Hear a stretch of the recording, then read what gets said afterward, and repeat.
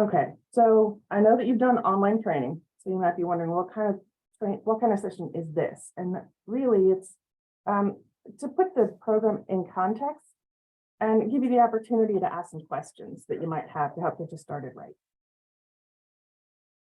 And bigger part of that is why am I here?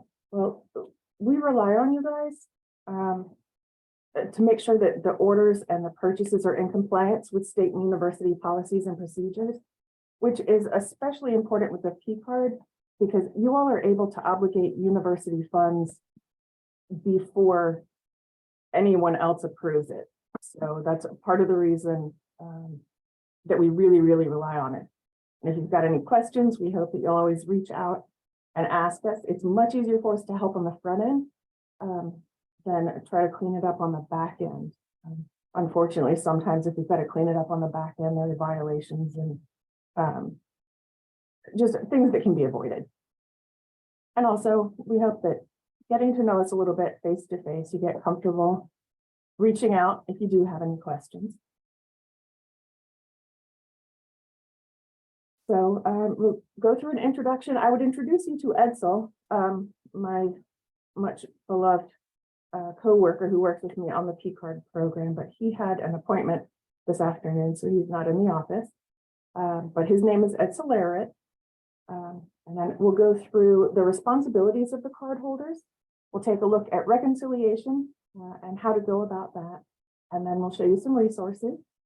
And then after that, those who would like to see an actual demo of what it looks like to sign off on a transaction can stay on the call and we'll go through that. And if you're comfortable with the resources that I've shown you, then feel free to drop off. I won't be offended. Okay, so who's we? Program administrator, Edsel and me. The two of us can see we can log in and see the details of what's going on in your account. If it's just a general question, our admin team is really great, but if you need somebody to actually be able to log in and look at something in the system for you, Edsel and I are the ones who can do that. And it's a whole lot easier if you've got a PCard question, if you'll send that to the PCard admin at ODU, because Edsel and I are out of the office. Sometimes both of us do some supplier diversity events. So if you happen to catch when one of us is, if one of us is out sick or out of the office for one of those business events, if you send it to PCard admin, both of us get it. So you'll get a quicker answer that way. So if you want to break this down into kind of the big picture responsibility, we're looking at the appropriate use would be everything that happens up until the time you swipe that card. And as I said, that's the responsibility of the cardholder and the approver. But by extension, it's also going to be important for the folks who are, ordering things and dropping invoices on desks, that they're aware that there are some guidelines in place too. And then we'll look at reconciliation, and that's pretty much everything that happens after that transaction is run. So that's going to be your sign off in the work system and the documentation that you're going to keep. So in a nutshell, we just want to make sure that everything is falls in line with being appropriately used and reconciled. That's really where this trend comes from. So where do you start? Making sure that if you're looking for a vendor, you're going to check the contract listings. That's the first place you're going to go. Reason being, we've already gone through competitive negotiations to get better rates for those things. And it isn't just the pricing on contracts that makes them valuable. When we have a contract in place, there is also, we have more options. If something should go wrong with the purchase, we have more options on how we can work with the vendor. And we've also, if it's an ODU administered contract, then we have gone into good faith negotiations with that vendor and said that we would use them for those goods and services. So we want to make sure to honor that. If there's no contract available, that's when you're going to look for a SWAM vendor. That's our small women, minority, service disabled veterans. And we'll talk about that a little bit more later on. If there's no contract or SWAM vendor available, that's when you can purchase from the open market. We're talking about SWAM vendors. How do you find those? We do have a SWAM page on our procurement services website. And we also have an executive order 35A on our contracts and purchasing page. And that has things where we may not have an ODU specific contract, but it's something that we get the question often enough that we try to have that be a resource so folks can just take a quick look at that, you know, for things like if you need to purchase flowers, dry cleaners, have just a quick list of folks who have the computer and AV kind of thing. And I'll show you that in a bit. And how to find a contract, we'll take a look at that in a little bit too. We do have on our contracts page, we've got a lot of useful information, and we have links for looking up the contract. So we went over that. So the SWAM program, it isn't just an ODU thing. It's a state thing, and it's also a multi-state thing. Because the small businesses are what drive the economy. They really, really do. And because we are a publicly assisted institution, we definitely have a role to play in being good stewards of the funds that we have and helping our local community, our certified SWAM vendors especially. And sometimes when you're looking at it, paying a little bit more overall, it doesn't always work out. If you can save $5 on something from Amazon, so instead of paying, you know, $100, $105, if it were a vendor that were in the state. Well, if that's going from there, who knows where it's coming from. But if you purchased it from a local SWAM vendor, they did some economic studies a couple years ago. And when you factor in the people who are employed by that small business, the taxes that the business pays, the taxes that the employees pay, those employees and the business owner going out with the money that they make in our state, spending their money locally in the state, it actually ends up returning $1.46 to the Commonwealth. So sometimes it's just taking another step back and looking at a larger picture.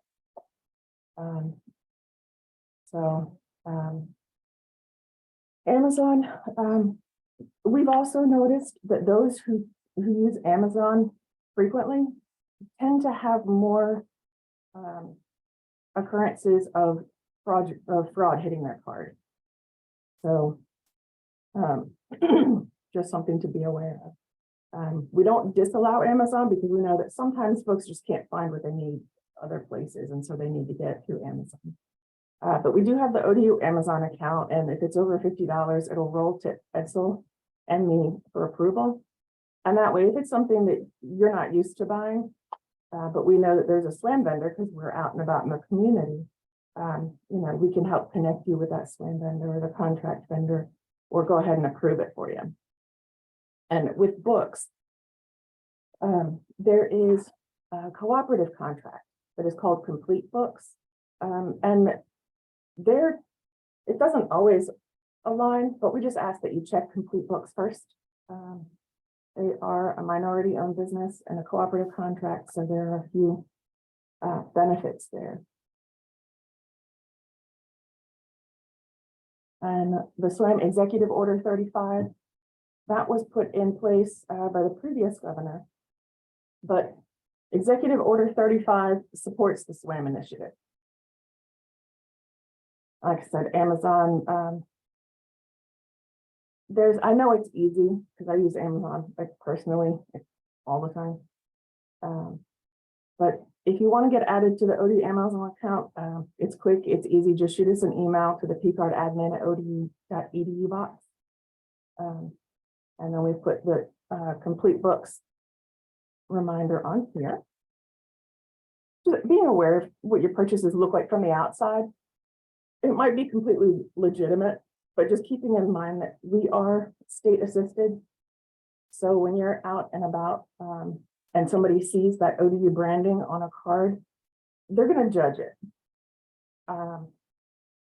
So a few years ago, we had given an exception to someone for a restaurant event.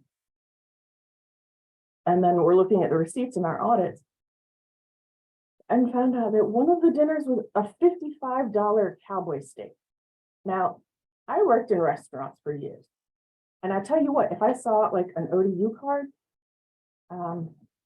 paying for that meal for that person who definitely could have afforded it on their own and not used university funds, I would have been mad as all get out. I would not be supporting, I wouldn't be sending any money to that school. But, you know, perhaps it came out of a Ledger 6. But on the outside, people don't know that we have different pots of money for different use. So just be mindful. Card security, just making sure that you're careful with it. Fraudsters can tell by the first 5 digits of your card number that it's a corporate card, which is like a flashing neon sign to them, because it's worth a lot more to them, because typically those cards have a higher transaction limits.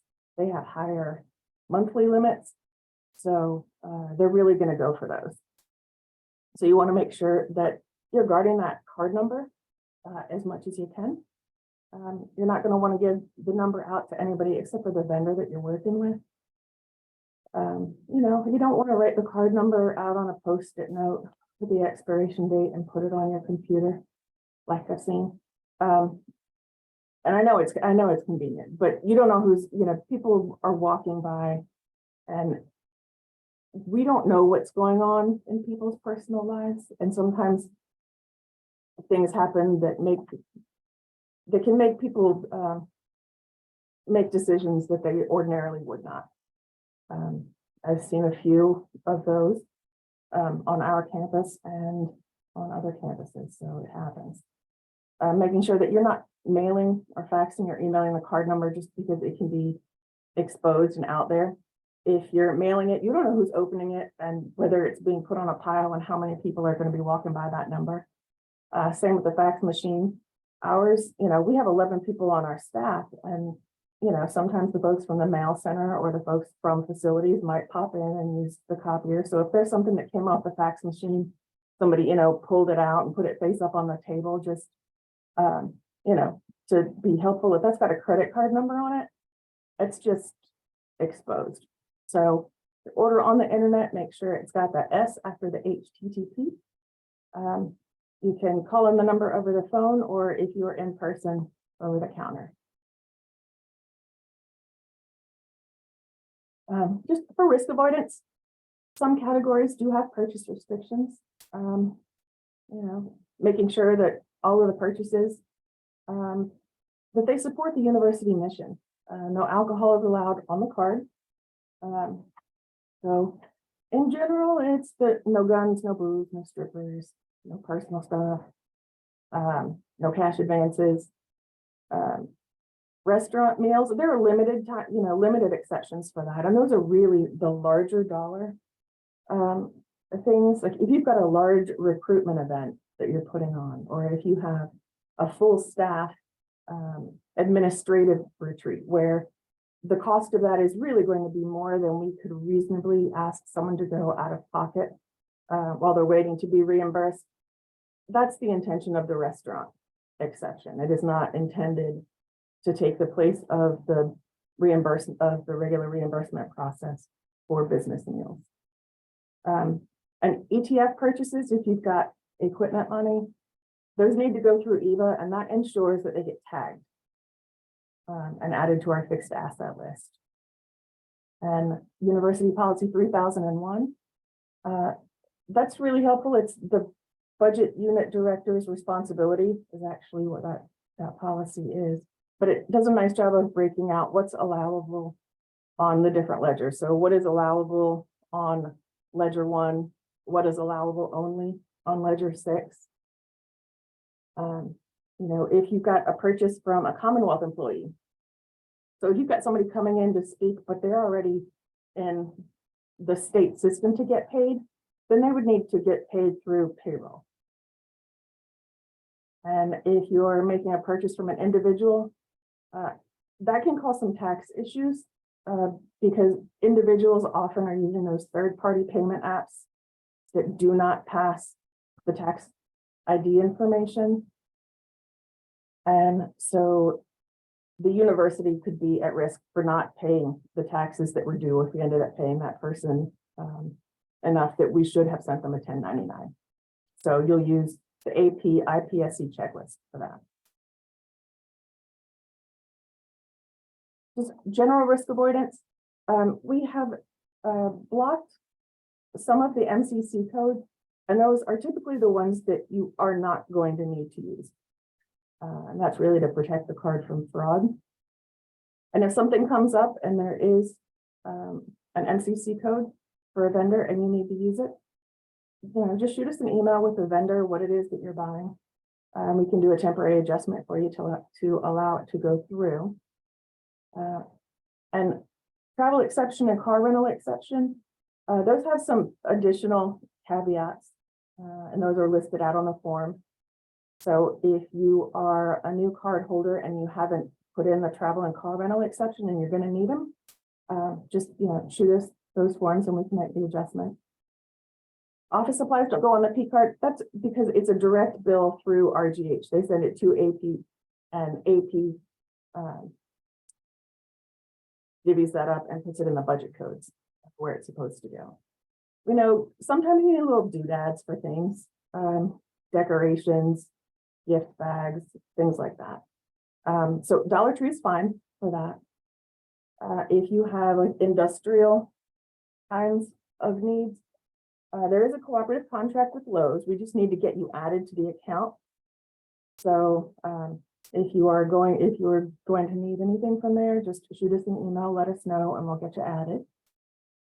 Sometimes you might be in the middle of a project and you just need, I don't know, if you need glue or an extra screw or who knows what.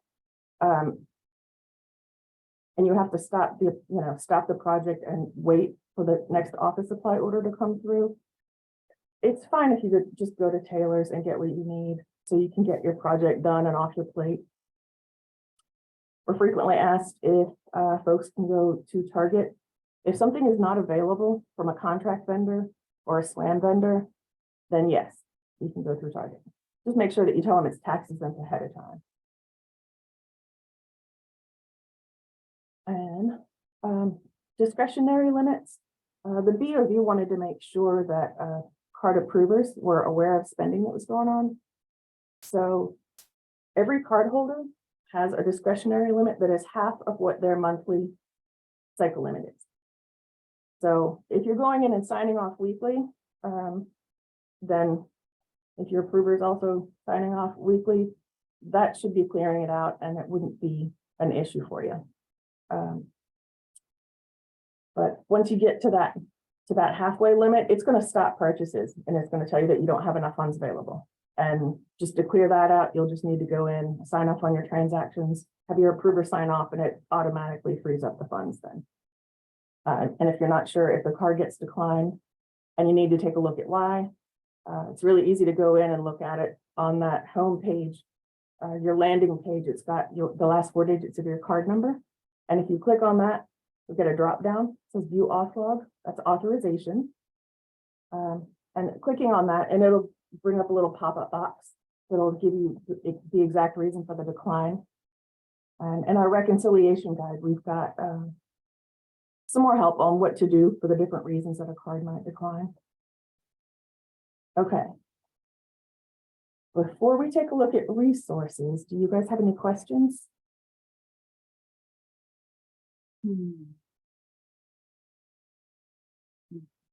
Okay, if not, feel free to stop me at any time. And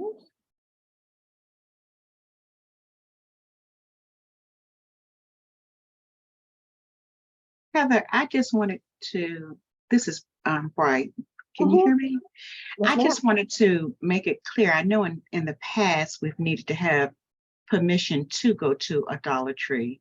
So are you saying now with correct discretion, we can go and do that on our own without direct permission from your office first? Yes, ma'am. Okay, And part of the reason for that was because of the merchant category code.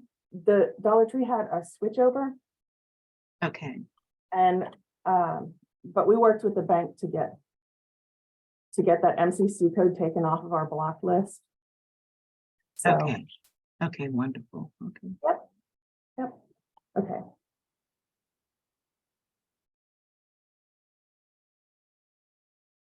So what would you say we would need approval for? Like if Dollar Tree is now one that we don't need approval for?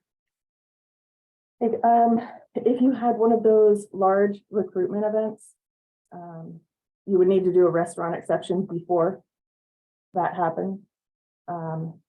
If you needed to purchase an office supply item that is not available through RGH Staples, then we can make a temporary adjustment for that. Sometimes we see those if folks have the big poster maker machines, and that's a specialized kind of paper. Occasionally somebody needs to order like notary supplies, and those come up under the office supply code. Once in a while, if there is I don't think of some others. And sometimes vendors are they're put in the wrong category. When the bank assigns the MCC codes, they don't always involve the vendor in that decision. So they might pick something. An example is there's a nail salon and foot massage place over on 22nd Street. And the way that they were categorized was more like a massage parlor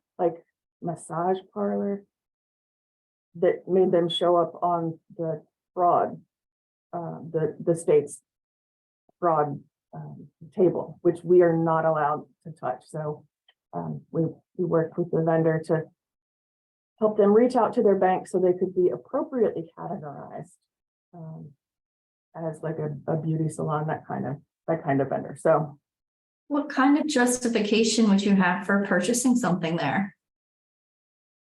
it was an administrative retreat, and they were just going, they were like, I think they had been out and about spending a lot of time on their feet. So part of their administrative retreat was a foot massage.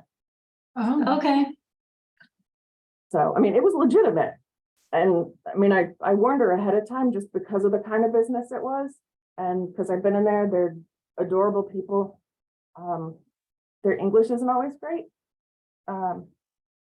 So the bank may have just picked something that they thought would fit, not thinking that it's gonna prevent them from doing business. Okay, thank you. And again, these type merchants also respect the tax-free label that's on our card. Mhm. Thank you. So I have a random question regarding the tax-free. Okay. I recently was working with somebody who has a PCard to book a hotel over at the Marriott here on the ODU campus.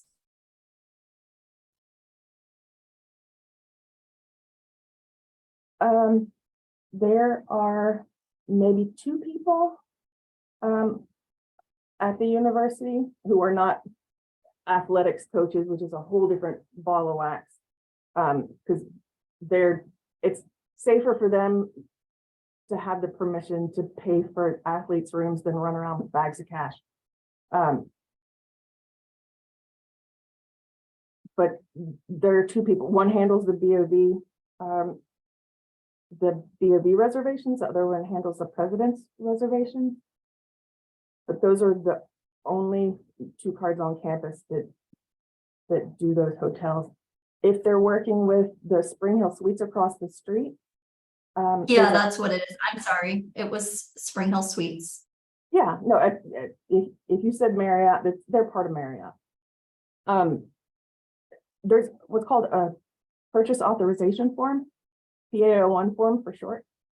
And they accept those. So they said that they don't accept our tax exempt status. We're exempt from sales and use tax, not When the I, law. yeah, when I asked about that, about being exempt from sales tax, they said, oh, no, we don't do that. Yeah, the lodging tax is different than sales. and Okay, use. So you're okay with that. okay, sorry. Oh, no, questions are good. It's nice when I have a big group, so we get a little bit more questions. Okay, anything else before we take a look at some of the resources we've got for you? Okay.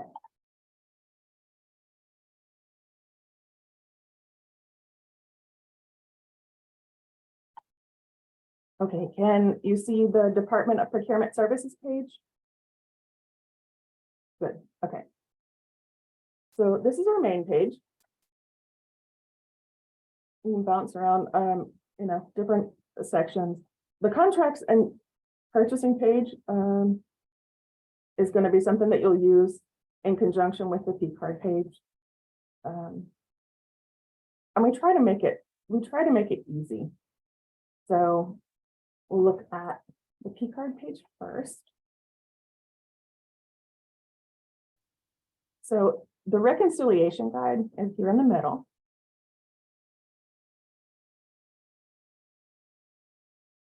And some of the most frequently asked questions that we have, I just put those up at the top. So if somebody opens this up and wants to go, if they have an issue getting into Works or, being able to log in, and they can just click on it and it'll take them directly to that content.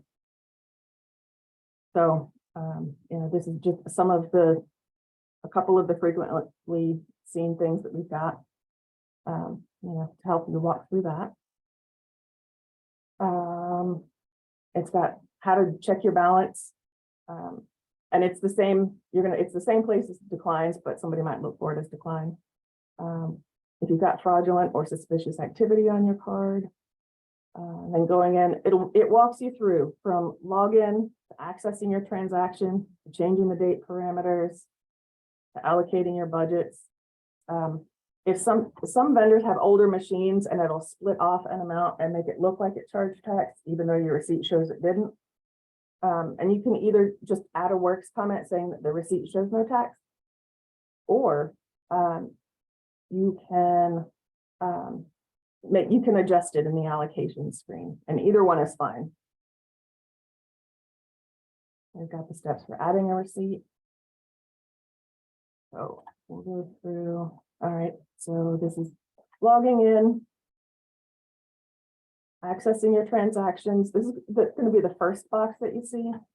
And in general, when you're in the Bank of America Work system, whenever you see something as like blue underline or a plus sign, that means there's more information to be had. And there's typically more than one way to get this stuff in the system too. So we have those options. And here, so to get to your transactions, you can either just click where it says pending here, and it will take you to your transaction. And pending is if the action is sign off, it's going to show the pending transactions. If the action is download, like for a report, you're going to have a thing over here to let you download that report. Or if you don't want to click in the actions box, you can also hover over expenses, go to transactions. And if you are both an account holder and an approver, then you'll see this option to select which view you have. If you need to change your date parameters, it's pretty easy. So when you open your transactions and go to that pending screen, you're gonna see your transactions are gonna have, you'll see some red X's and green checks, mixture of that. That means that there are required elements that have not been added in the allocation screen. So you can click directly on those little icons and it'll open up the allocation page. Or you can click on the transaction number and select allocate edit. Or you can click the little plus sign that's next to the transaction, and go to your view full details. And allocate budget, subcount codes, and the contract SLAM. This is what it's going to look like when you go in and open it up. And everyone has a default budget code. If you have access to multiple codes, then you can click on that and the codes that are available to you will show in a drop down and you can make that change. And just in the background, the MCC codes that are fairly reliable for certain categories, we've gone ahead and mapped those for you. You can change them for sure. But we did go ahead and map the ones that were fairly reliable. So don't freak out if you see one, if you get used to seeing them come in and having something populated there. If it's blank, then you'll just hit the drop down and you'll select from it. And the GL03 is your contract. And you have to put something in that field. So if there's no contract available, but you're using a SLAM vendor, you're going to select SLAM, no contract. And if you are not using a contract, contract wasn't available, SLAM vendor wasn't available, then you're going to need to select none in there and make sure that over in your works comment, that you put a little something that addresses why. If the SLAM vendor couldn't provide, there's no contract, the SLAM vendor couldn't provide it by the time it was needed, or the SLAM vendor was out of stock. Just something so it doesn't look like you were just blowing off the SLAM requirement, because the auditors do ask us that. And we actually send reports up to the governor's office every month with our SLAM numbers. So it is monitored. And this is how to go through and make the adjustment if you need to for tax. And there are 3 different ways that you can upload a receipt. So once you got that transaction open, you can go to receipts. You can add a receipt. You can select new receipt. Is if you are it's gonna let you browse, like if you were going to attach something to an email, it shows up the same way. Stored receipt is not as useful. The way that our system is set up, it is not as useful. But if you feel better just uploading all of them and having them in Works and attaching them to transactions later, that would be a good use for that. But the program administrators can't see your stored receipts. So we can only see it when you attach it to a transaction.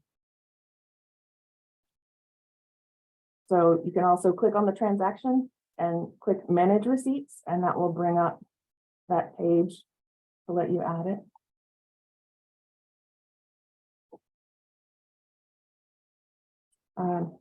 Or you can put a check in the box next to the transaction number, and down at the bottom, you'll have the option to upload the receipt.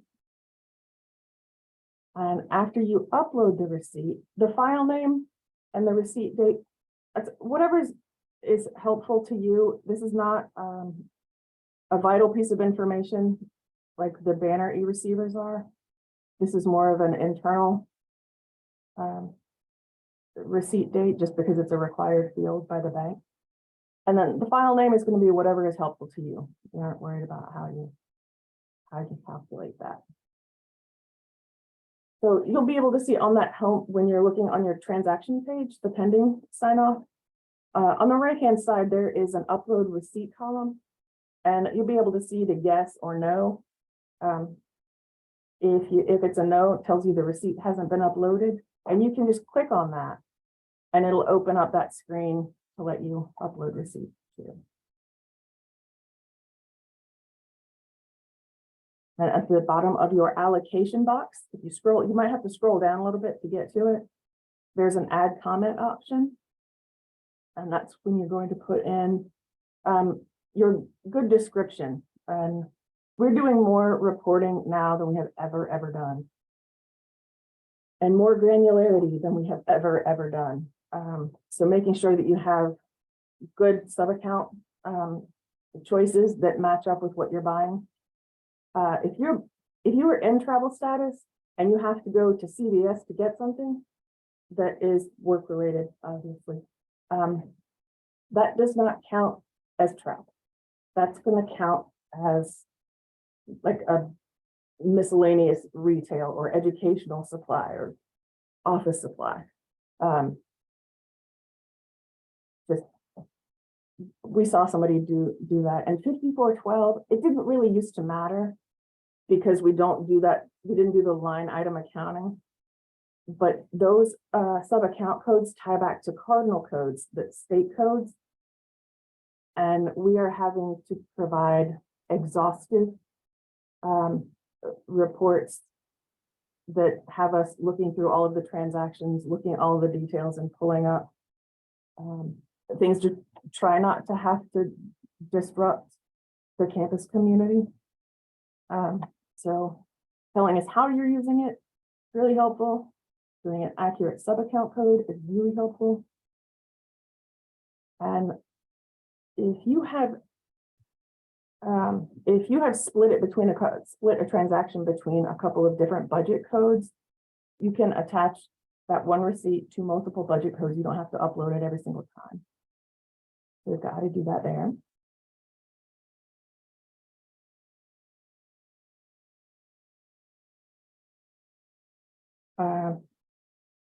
So if you've got the PDF requirements,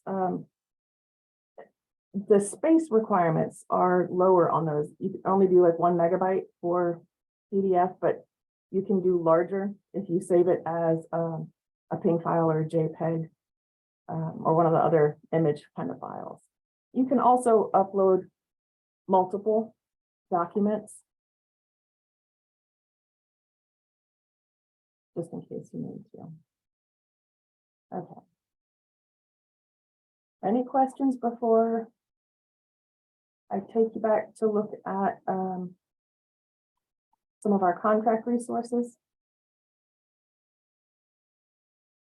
Okay.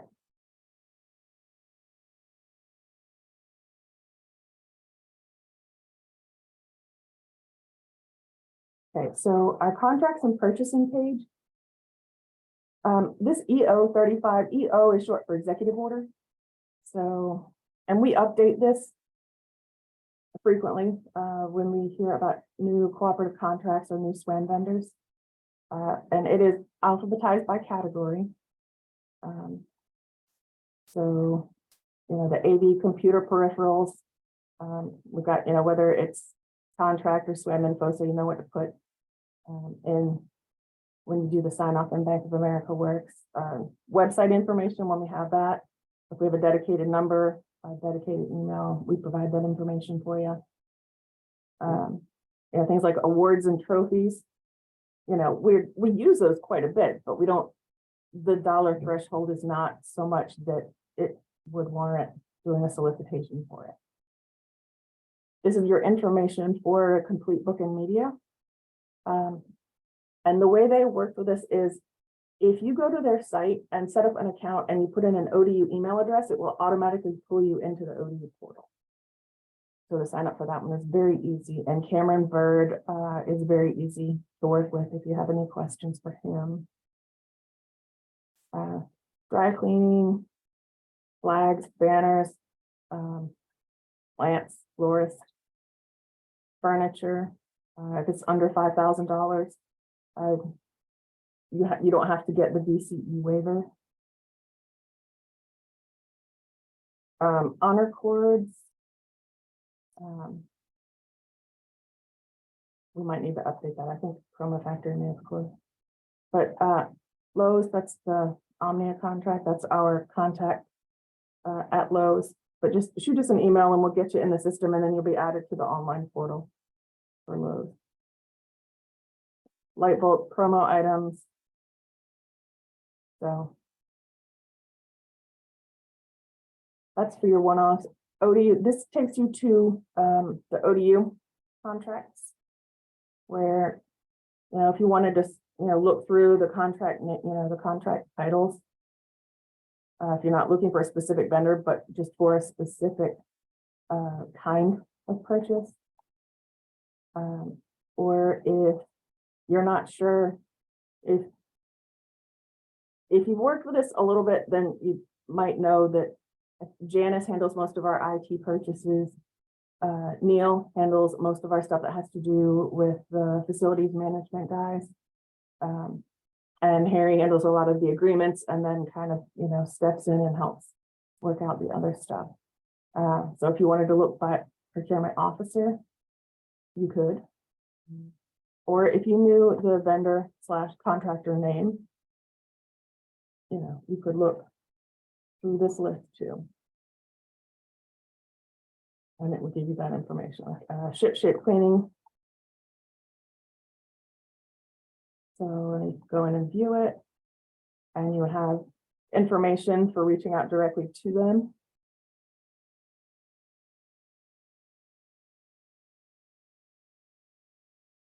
And VASCUP contracts. VASCUP is like the larger publicly assisted higher eds. We do what's called the cooperative contracting, and that lets us kind of build the spend together so we can get better pricing, and also reduces the amount of solicitations that we have to do, so we can spend our time doing more with the campus community. The state contracts, these are the DGS ones. And VHEP-C is kind of in line with VASCUP. And purchasing at ODU. So we've got a lot of these for the frequently used services. Like computer purchases are not, they're going to go through EVA unless you're getting something that's Apple, and that's going to go through the bookstore. Got additional information there. Rental vehicles, and Vera and Dolores, you may already know, but just in case, we now have Hertz in addition to Enterprise rental car. Didn't know, thank you.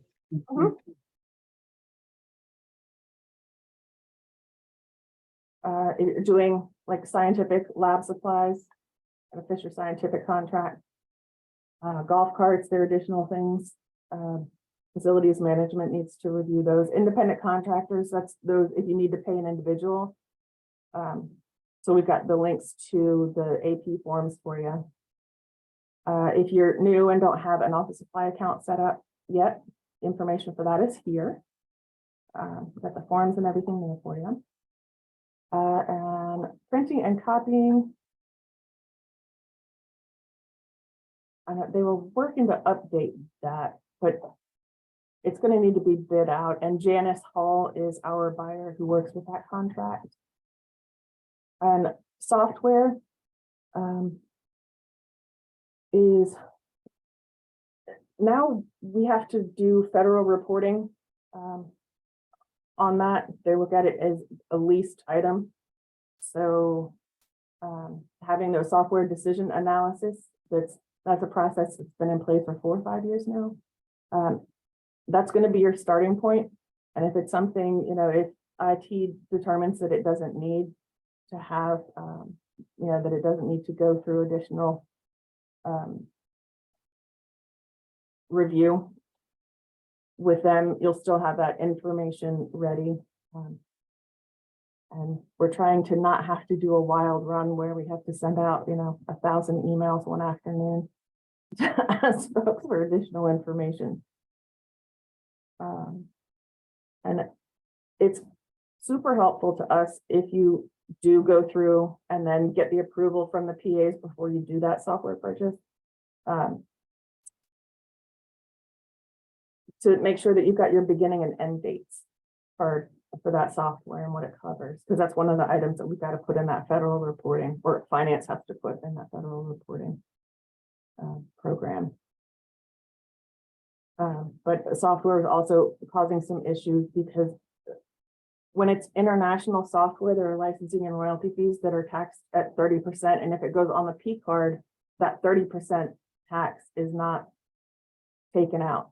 So the university during an audit could be on the hook for that. So.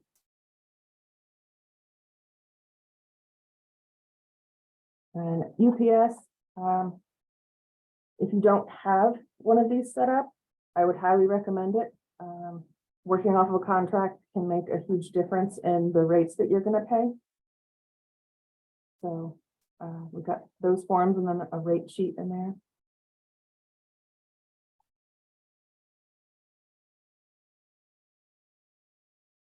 And our SWAM page.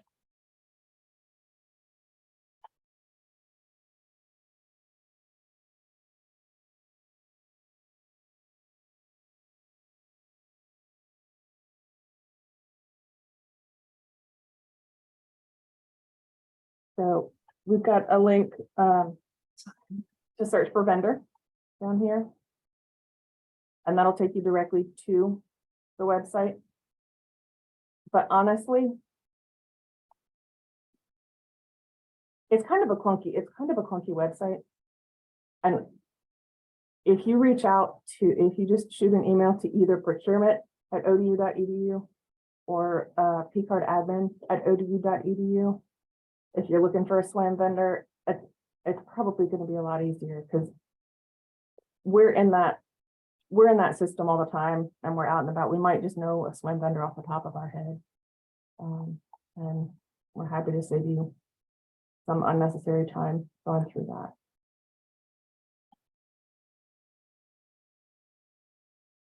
All right. Any questions at this point?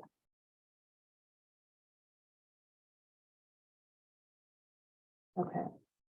I have one question. It's kind of circling back to hotel and lodging. Okay. With the P card, we can use it on hotels or no? No, the only two exceptions are in the president's office. And those have to be approved through Richmond. Okay. And that's kind of what I thought. Thank you. So did you guys want to see an actual like live demo of the work site? Yes. Yes, please. Yes, please. Okay, Yes. so this is the landing page. And this is your action items area. So you'll see download, that means it's a report that's ready. So you click on ready and it'll take you directly to that page. Or you can click on reports, completed, takes you to the exact same place. Sign off, expense report, we don't really use those stuff. Transaction, so you can just click on pending and it'll take you to that pending screen. Or you can click on expenses, transactions, and it'll take you there. If you wanted to check your authorization log, if you wanted to see like your real-time balance, that includes kind of like on your personal bank cards, where there is, there are the transactions that have all posted, but there are some that have been authorized and they just haven't fully processed yet. And the off log, you'll see in your available funds right here, that gives you your real-time balance. And that includes things that have been authorized but haven't yet posted. And these are decline reason. So this is the exact same place that you would come if your credit card declined. Because if you reach out to us and ask us, why your card declined, the first thing we're going to do is what was the reason that was given in the authorization log, because that gives us a place to start. So we know how to help you. I had a question. Mhm. So, like I was looking at my account and so I have, it shows the, I guess, like current balance or to spend, but then like the available balance was maybe half that amount or something. Is there, I mean, I haven't even gotten the card yet. So yeah, it shows credit limit and then it showed available spend was almost like, Halfway discretionary limit. oh, So okay, you only have like half of your monthly limit available to you at one time. okay. All right, thank you. Okay. So we'll go in through transactions. And it's going to automatically land on the pending sign off page. But that is not the only page. If you wanted to take a look at things that you had signed off, it looks pretty much the same. You'll probably have to change the date parameters if you end up looking up something there. Or sometimes it can be helpful to go to that all tab. If you and your, approver are both busy, and sometimes it can be hard to catch up. I work in the same building as my boss, but some days I don't see her just because we're both doing things. So if you're wondering whether they signed off, you can go into the system and AH stands for account holder and the APR stands for approver. So you can click on that and it will tell you, who signed off and when they signed off. This is set up for an automatic approver, but yours would have the name of the person who signed off there. And if it is just AH with nothing else behind it, that lets you know that your approver has not signed off. And if something is showing in your pending screen, it means you have not completely signed off on it yet. Sometimes our new users will go in and they'll do the allocation and then just forget that final sign off step. So we'll go through and do, we'll do courier services, and we can go in through the allocate edit.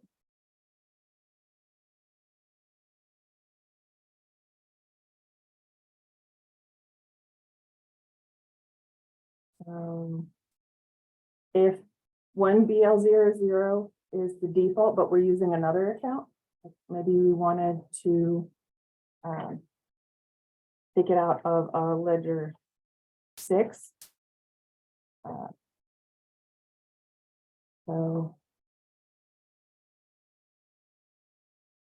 So if you know the name of the budget, you can search by the budget code itself, or you can search by the name of the budget.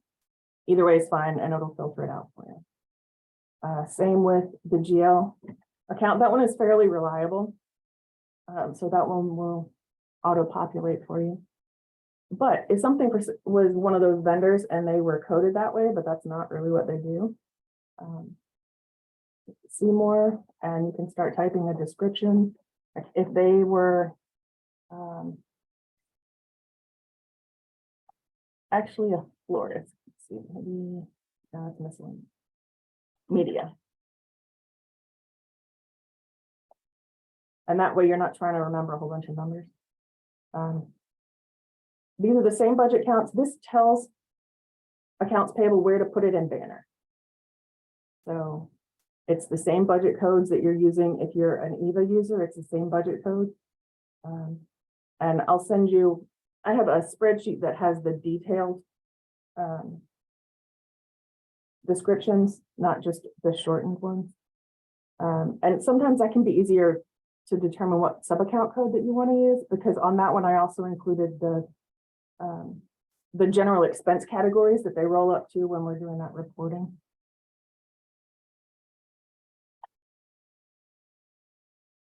And contract.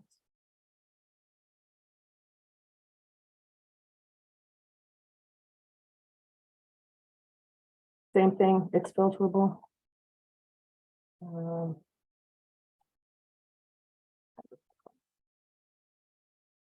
you won't have to do anything with a category or note.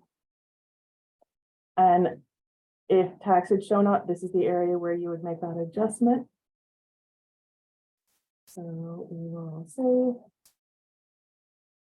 And scrolling down a little bit, you can add a comment here. It's going to bring up a box, and that's where you're going to put in, how the purchase is going to be used. That's going to be like lab supplies for, Dr. X's fermentation class. It gives us enough information to be able to kind of categorize it well.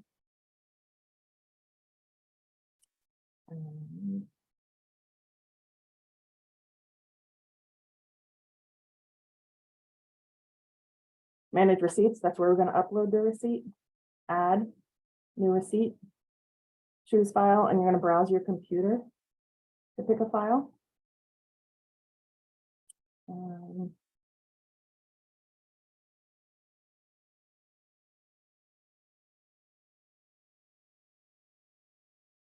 Okay, I'll just do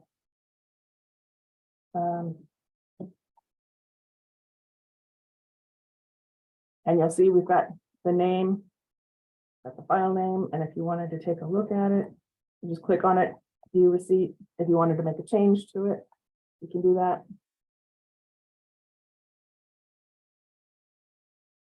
And after you've got your information, we've got the 3 green checks here. You can see your allocation, the budget, sub-account code, contract. If you don't remember whether you added a comment, click the plus sign. You'll be able to see it here if you did. And if you did, and you've got your good comment in there, you can put a check mark, click sign off, or you can click on the transaction and click sign off. And it's going to pop up again. And that's just in case you didn't, it's the last call. So,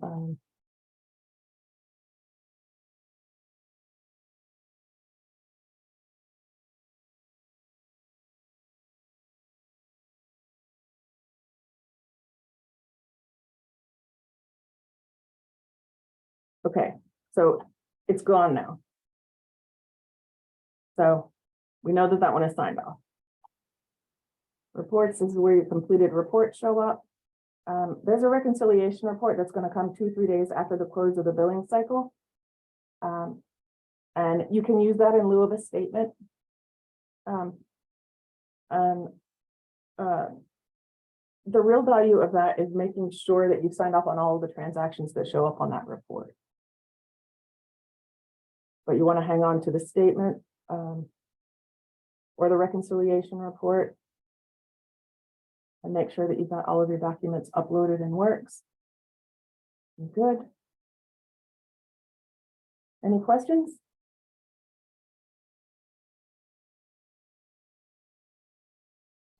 All right. Yes, Heather, I have a small question.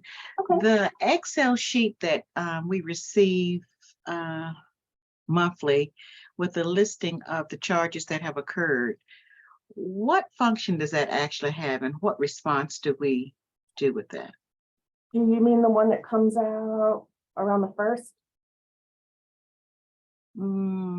Yeah, it includes the charges that's within that parameter of billing. Okay. It's just an Excel sheet, just an Excel sheet showing the charges that have been made and Like the billing statement. my name and Vera's name. Because we have a report scheduled to go out, the regular ODU reconciliation report, and then a billing statement, because we had some folks who are having difficulty getting into the global card access and downloading a statement. And the Department of Accounts allows the Works statement to serve the same purposes as a regular statement. But since we have all of that information on the ODU reconciliation report, you can use the ODU reconciliation report. Okay. Because it actually, right, it doesn't go anywhere. It's just a review of what is actually on the reconciliation report. And we wanted to make sure that is a signature required or initials required to just view it and then close it out. Is that? Yeah, some folks, the way that they have their internal budget sheets, it's helpful for them just to have it in the Excel sheet and not have to run it themselves. Gotcha. Okay. All right. Thank you. And there is a reminder that comes out like near the 1st of the month. And that's transactions due for sign off by the 5th. And if you open it up and it has no data, then just celebrate because you're done. Okay, All these transactions have been signed off that need to be signed off from the previous cycle. okay, We had some folks who were not comfortable with technology. And so that was just that was like a final thing that they could look at to make sure that they weren't waiting for their approver to sign off. And the approvers can also see if there are transactions from their cardholders. Because if the cardholder hasn't signed off on it yet, the approver doesn't see it in their pending queue. gotcha. Thank you. Yep. All right, everybody. Well, we are a few minutes over.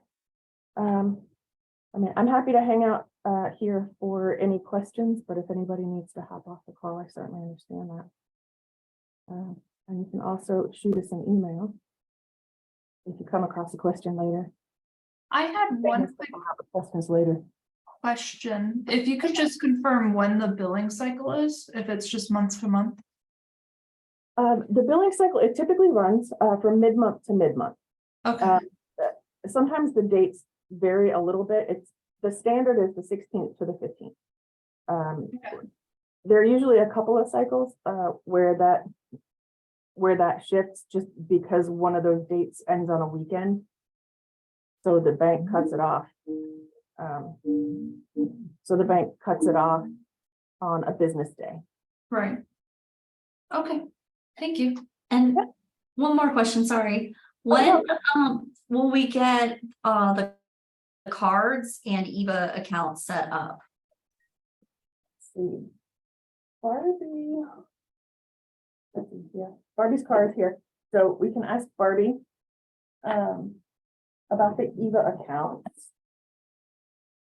Let's see. Yeah, if your card has come in. Okay. I have Han, I have Marjorie. Paul dropped off the call. And it doesn't look like yours has come in yet. And I'm Courtney, and this is Catherine. Okay. Yeah, yours has not come in yet. Has it been ordered? And Edsel usually puts in the orders. I saw the application come through. It usually takes a couple days for them to come in. Okay, yeah, I submitted the application, but I haven't heard anything beyond submitting the application. This was the first thing I got was an invite to the meeting. Yeah, you probably wanted to make sure that you didn't miss this one because we only do it once a month.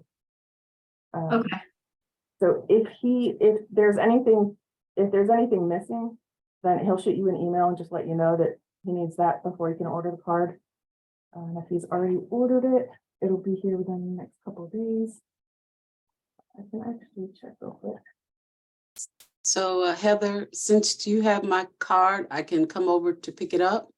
Yes, ma'am. I'll be here all day. Oh, okay, great. so should I? Heather, thank you so much, Heather. Everything's great. Appreciate you. Yeah, thank you.